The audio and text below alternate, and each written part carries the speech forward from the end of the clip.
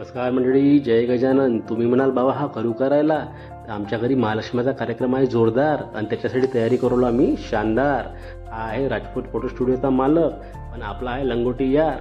म्हटलं भाऊ आपण दोघं जणी मिळून कार्यक्रमाची तयारी सुरू करून देऊ. लायनाकडे यायला वेळ आहे, त्याला नागपूरहून यायला लागतं 2 घंटे. अशा प्रकारे आम्ही कार्यक्रम सुरू केला. मुळात आपल्याला महालक्ष्मीचं डेकोरेशन हा कार्यक्रमच लय आवडते.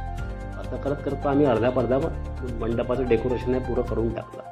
लायना गाडी आला का त्याला काम अजून फटफट होते. असं करत करत झाला भाऊ आमचं डेकोरेशनचं काम.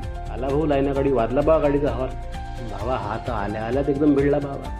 मग काय पाहा लागते, 1 घंट्यात काम अर्ध्या घंट्यात भिडला भाऊ लहान गडी. बाबा आमच्या सुनबाई भिडल्या. मग काय रप रप रप रप करत बा आम्ही अर्ध्या घंट्यात पुरा मंडप ठोकून टाकला बाबा.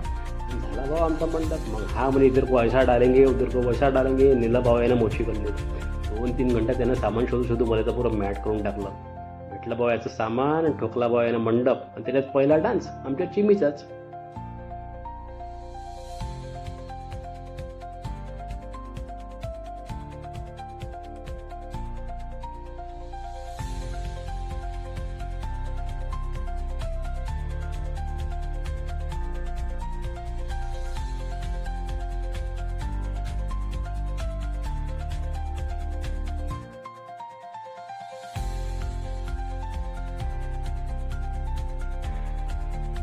लागलाय भाऊ मग आमच्या रणरागिणी कामाले. आमच्या 2 रणरागिणी एवढ्या खतरनाक आहे. AK-47 घेऊन युद्धात उतरते.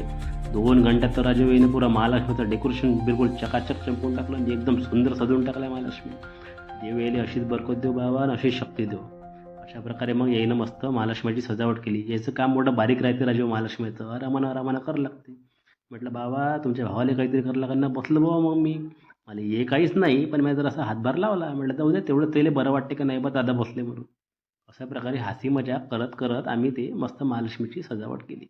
अशा प्रकारे छान आमच्या महालक्ष्म्या सजल्या आणि मस्त आमची तयारी पूर्ण झाली. चला म्हटलं आता आमच्या महालक्ष्म्या होती स्थानापन्न. तुम्ही सांगा बरं भाऊ आमच्या इथच्या महालक्ष्म्या कशा झाल्या तर नक्की सांगा. तर कृपया चॅनलला लाईक आणि सबस्क्राईब नक्की करा. जय गजानन.